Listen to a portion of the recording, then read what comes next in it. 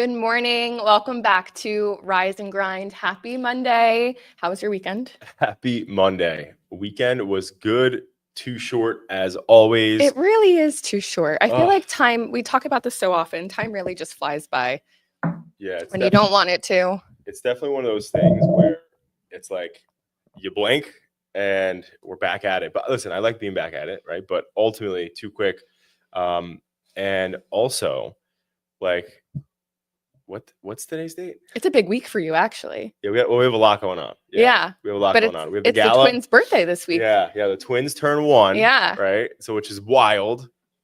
Oh my gosh, talk about time flying by. And then we have the gala next week. Correct. So no, it actually butts right up to each other. So we have the twins' birthday, and then literally a day later, boom. Or 2 days actually. 2 days later, we're going right into the gala mode, which I'm so stoked. That's Conference plus gala equals stoked, John. Yeah. Stoked. It's going to be really cool to see everybody, have everyone in person with us, flying from all over the country to be with us. So it's an event I look forward to every year for sure. What's so interesting though too, which I love, is like for people who are flying in that haven't been to Jersey ever, like their first experience is in Atlantic City. Which is like not the greatest first example. Yeah, I saw a comedy show in Atlantic City not too long ago, and they were like, yeah, so Atlantic City looks like you're just in like this desolate war zone. Like it just looks like, and then there's just casinos that pop up in the middle of it. Like there's nothing else around, but yeah. I don't know. I like Atlantic City. Yeah, I like AC. The energy's good. Yeah, it's good. It's good energy, good vibes. We're gonna be in the in the casino, getting after it, meeting with the team, going through what we're doing this year, what we're going after, where we are. And then we have some really cool speakers, obviously, from our board of advisors that are going to be there speaking. So a lot of impact. And then we get to announce the Gladiator of the Year at the Gladiator Gala, which we're super excited about. And if you don't know what that is, that's where once a year, it's peer nominated in Adapting Social, where we essentially nominate the person who has gone above and beyond the call of duty throughout the entire company. And that person wins a all expenses paid vacation to go anywhere in the world with their family, which is really cool. And we're really proud of that. So we shall see who will be the Gladiator this year. We'll see. We got 3 badass women at the helm over there. So, it's really a win either way, either direction it goes. But we're super, super stoked. We've sent people to Italy, Greece, Paris, London, Iceland, Ireland, so many different great places. So I'm really excited to see where this whoever wins, where they're going to go. Yeah. And we'll add it to the list. I almost want it to be a thing where it's like, because eventually it's like everyone's going to eventually want to go to the same places, and then it's not going to be as cool. Yeah. Because like can't repeat a place. That would be so hard to do. But it's not fair though. That wouldn't be fair. Yeah. But either way, that's coming up this week. So there's a lot happening. Yeah. Have you seen this dude, Ashton Official? No, so I don't know actually. He's the dude where he like puts the Saratoga water and he puts his face in it. Oh, yes. Yeah, he's everywhere right now. Yep. Yeah. So it's just so funny. I keep seeing all these different people trying to like recreate what he's doing. Yeah. But in a matter of, I think he said it was like 2 months, he gained 5 million followers. And when I look at the videos that he's doing, there's a big lesson for us to learn as businesses and or creators. And it's the fact that like when you look at what he's doing, he's enhancing so the audio is really clear and you get like all the actual like he's hitting all the senses, right? Yeah. The video is very crisp.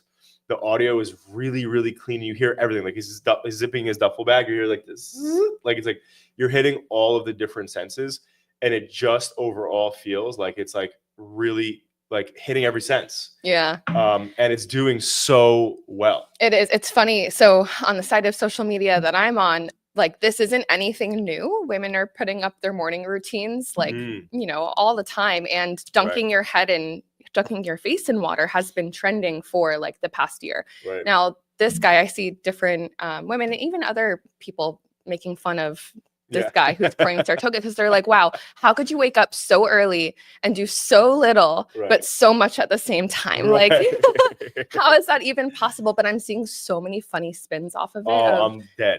In different industries of, I know like in real estate, like people are like, instead of waking up at 3 a.m., people are waking up at like noon because you don't have to wake up that early. So they're making fun of the video, but it is really interesting. And the quality of the video is so crisp too, which is really nice for me, at least. That's what stood out to me, is everything looks just very aesthetically pleasing. Yeah. Yeah. And on that note, I mean, when you think about it, like, people that are watching this, like, I keep seeing all these different takes, and there's this one old guy. No, I'm sorry. The funniest one that I saw, there was this Indian guy. I have to find his account name. But this Indian guy, he goes on and he's like a spoof account, but he essentially was like, you know, he starts up. They give him the bowl, and they put ice in it, and he puts water in it, and then he puts a little curry in it, and then he dunks his head into it, and then after the fact, then it shows him, because you know how there's timestamps throughout the whole time that the normal guy's doing it. So it's like 4:45, boom, he's doing this. Then 5 a.m. he's doing this. So the Indian guy like dunks his head. Then it shows him taking a crap, and he's like actually squeezing.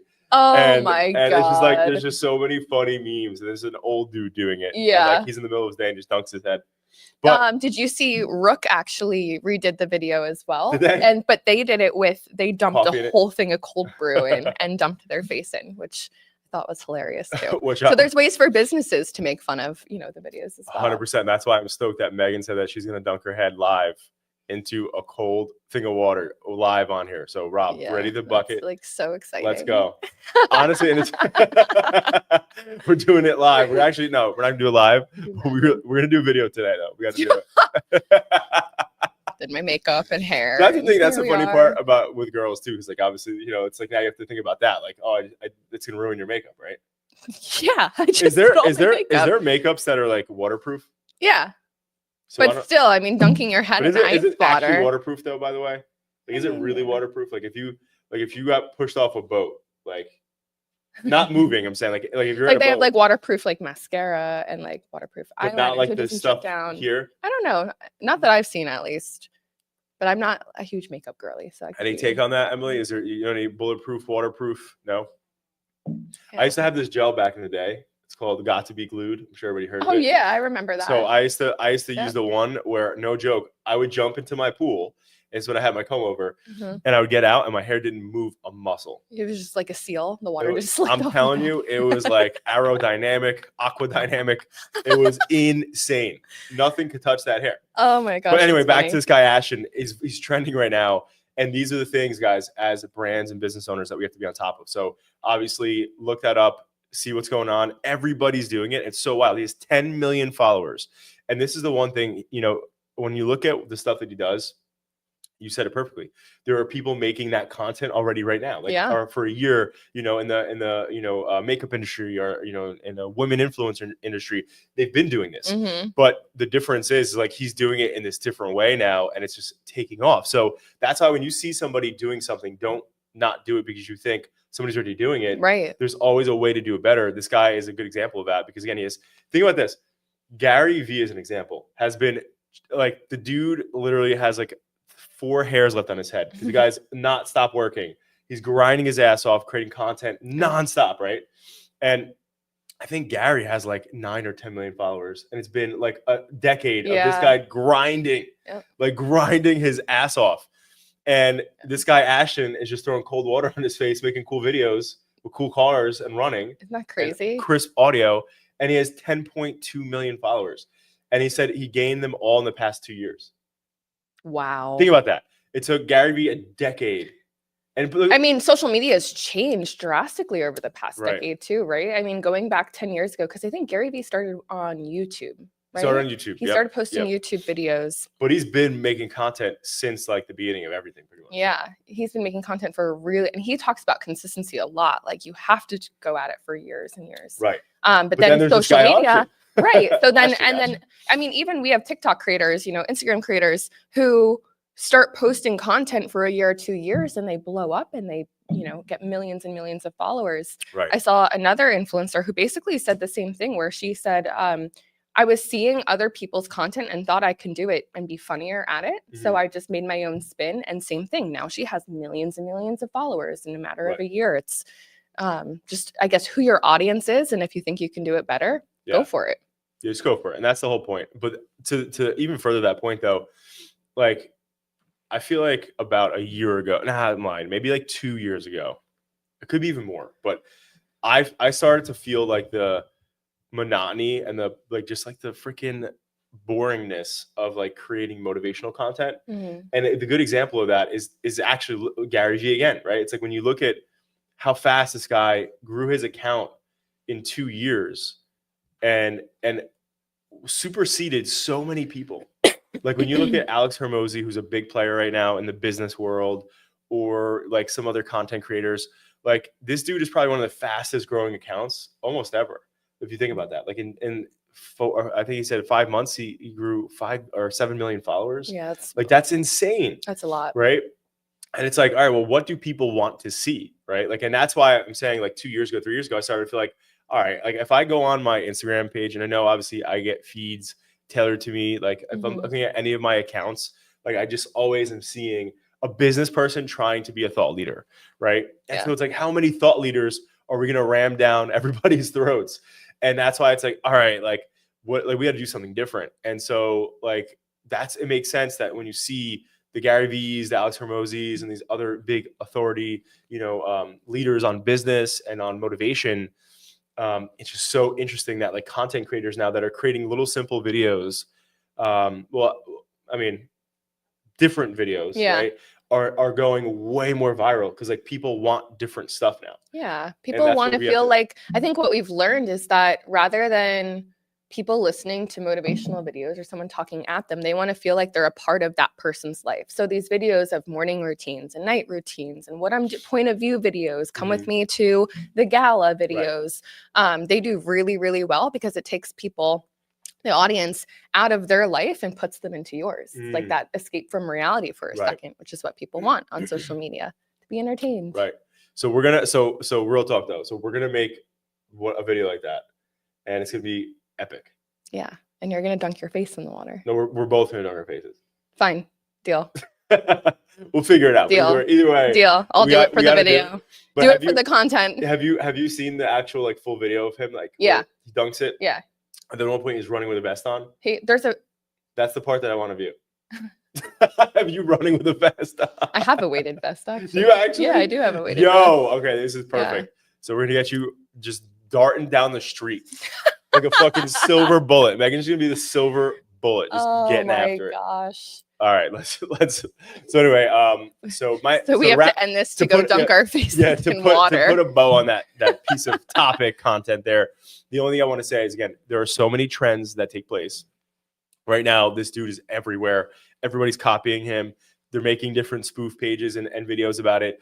Get on it and start to get in front of things like this, because again, right now it's what people want. They don't want to see motivational content. They don't want to see these thought leader things over and over and over and over and over again.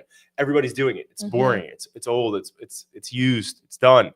So this is the type of stuff people want to see. So start making new content. Start making new content for sure. Yeah. By the way, have you guys seen Megan's phone case? Let's not do that right now. It looks like a crash test dummy. Hold it up real quick. Just give us a little so people can see what's going on here. It's just like a little broken right here. Just a little bit. You can see. What's the point of having the case? You know what? I don't know, John.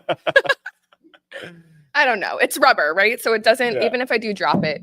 Is that like your lucky case? You don't want to get a new one? No, I do. I need a new one. I need a new phone as a whole. It's a lucky case. It's a lucky case. Yeah, it's my lucky case. So I have been thinking a lot about social media as a search tool, especially as we're gearing up to talk to some pretty big and exciting brands over the next, few months. And social media is a search tool. When you look at these larger brands, their audiences are all on social media. So it's really got me thinking about the content that does well. And when I do search, what content is showing up right at the top there, because think about how many Instagram reels or just posts there are. Right. Oh my gosh, there's so many. But the ones that come to the top, it's crazy. And to filter through that, the ones that come to the top are those that use those keywords in the caption, not as hashtags, but in the caption or as a hook in the video. Right. So I saw a hack where if you have older content that you've posted, obviously you can repurpose it, but you can also go and edit those captions to put your keywords in so that content doesn't go to waste. It's not like you spent all that time creating content, even if it was 6 months ago. And how are people finding it now? If the audio isn't trending, or if the actual whatever you're doing isn't trending, how are people going to find that video? You add keywords to it, it'll make it relevant again. Right. And then you have to pay attention to what keywords are trending during certain times. And you can go back and re-edit your content so that you're repurposing it over and over and over again and making it work for you, rather than you're running around crazy trying to make content over and over and over again. Yeah, it's a great point, because at the end of the day, the filter that the algorithms have is based on what's trending. Yeah, so exactly. If you have a good piece of content and you don't have the right, like you said, music or great stuff, it's not going to be displayed to people who don't know you, right? Like that are random. Yep. And it's funny, like I put up a video of the kids. I put up a video, or a picture better yet, of Chenzo with Harry Potter glasses and a wand from Chris's kids thing, Tristan's thing. I saw that. And I tagged in it like Harry Potter, because of the first thing, and it was like the location, and I didn't realize it was Universal in wherever the hell Universal is, Florida. And I had all these extra random viewers that were looking at it. But when you think about it, right? So it's like, if I was a business and I wanted people to see it, right? Like that, based on what you're saying, it's like you have the right filter, you have the right location, you have the right music, you have the right this, you have the right that. So it's like, if you're not doing those things, you're not going to reach this audience who doesn't know who you are. Exactly. Yeah. And that's the key, right? In any business, like if people know who you are, that's great, right? If they're going to come to you, they're going to come to you anyway. They know who you are. They know your product or service. They're going to come to you. But if they don't know who you are and they learn about you through inadvertently searching or doing some, social searching, that's where you get new market share. And that's the whole key here, is like, when you're doing things the right way, you're building market share. And that's the freaking name of the game here. Yep. And so I think, again, one of the things that we have to also, so I'm going to shift gears here again. I'm seeing so much stuff about like people analyzing how Trump won this past, election.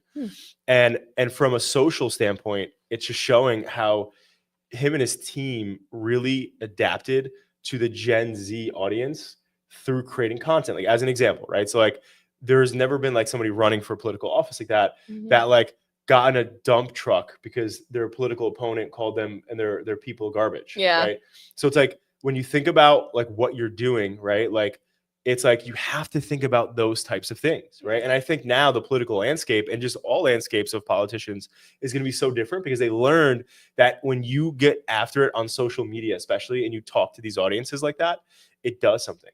And so again, from a business perspective, you have to do the same exact thing. I actually saw a billboard once that was actually against one of my friends. I'm not going to go into it, but it was like essentially calling out another real estate agent, pretty much calling them a liar. Oh my God. On a billboard. Like, they wasted billboard dollars to like F with this person.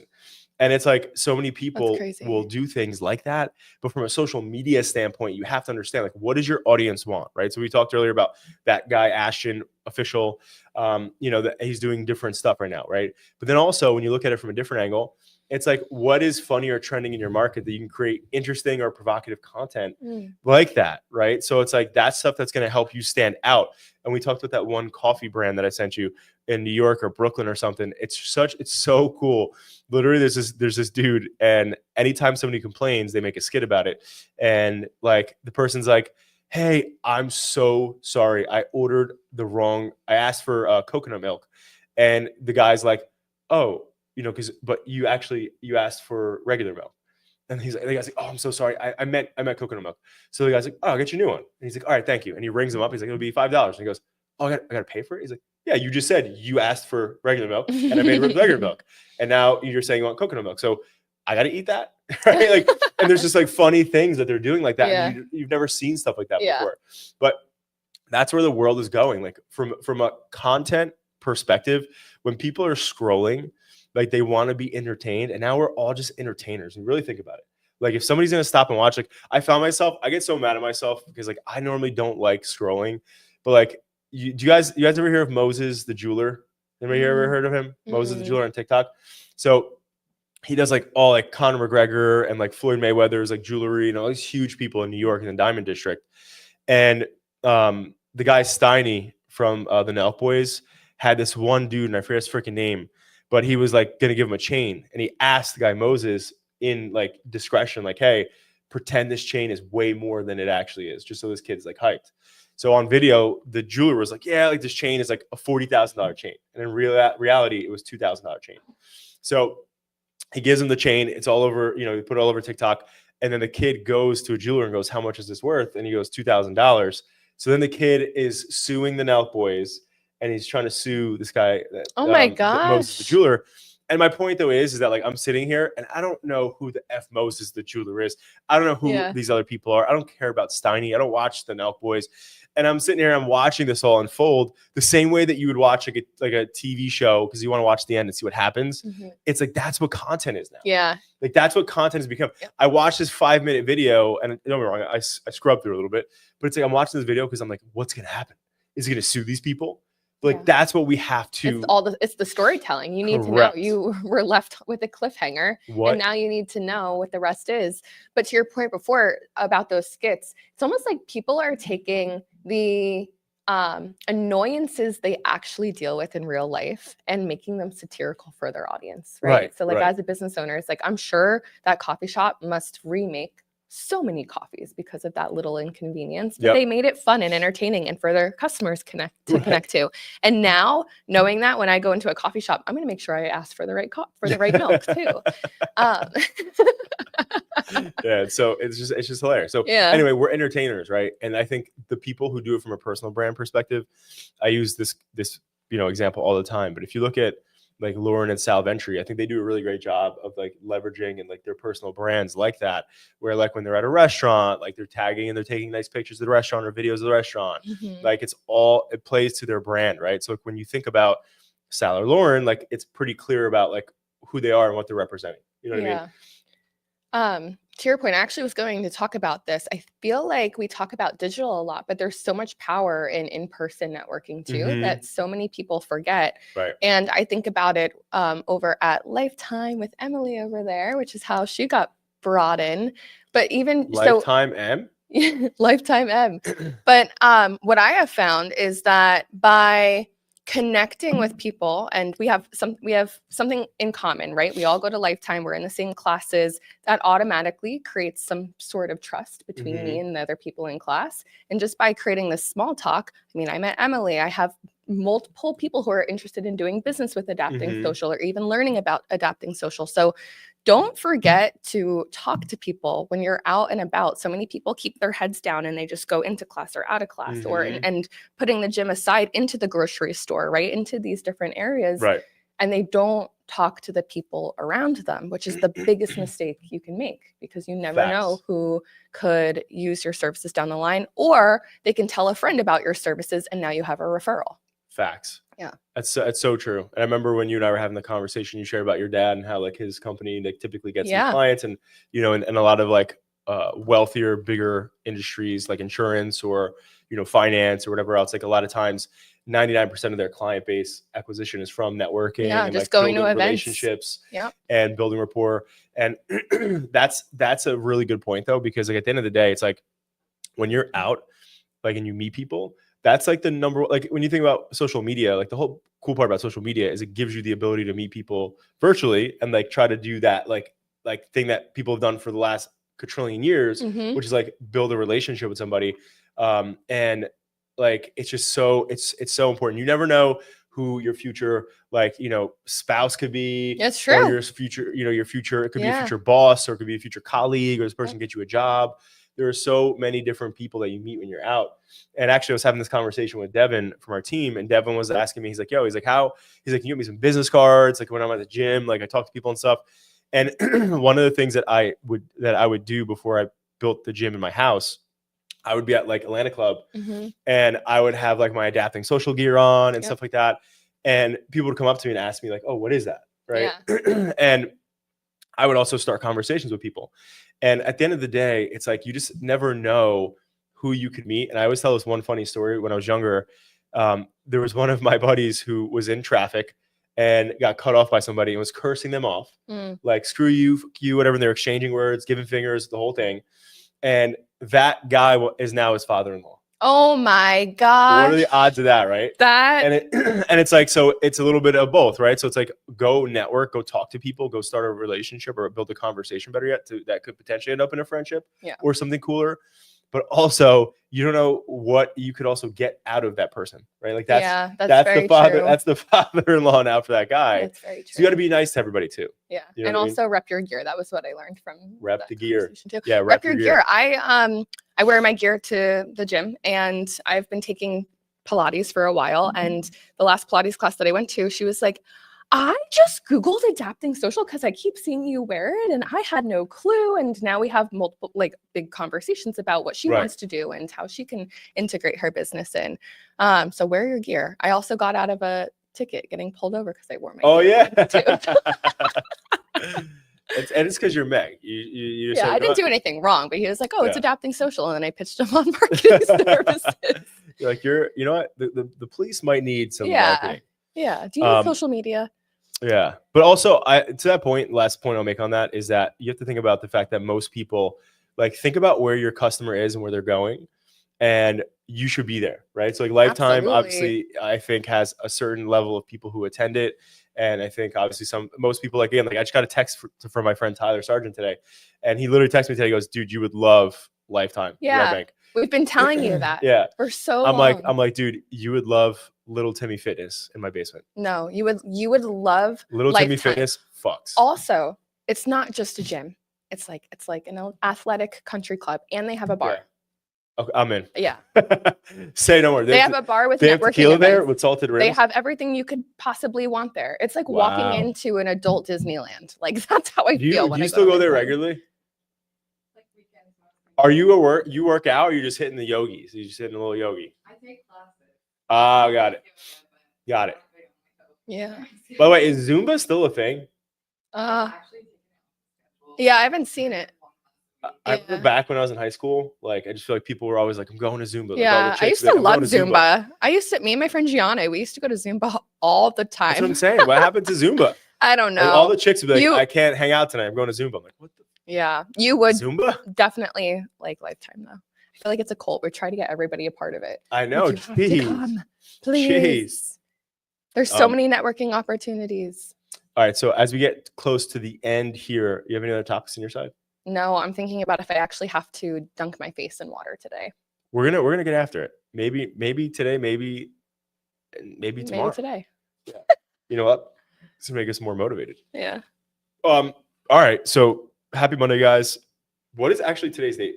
Today is the 31st. It's the last day of the quarter. Last day of Q1. Yep. So guys, I hope you make the most of it, and happy Monday. Let's get ready for Q2.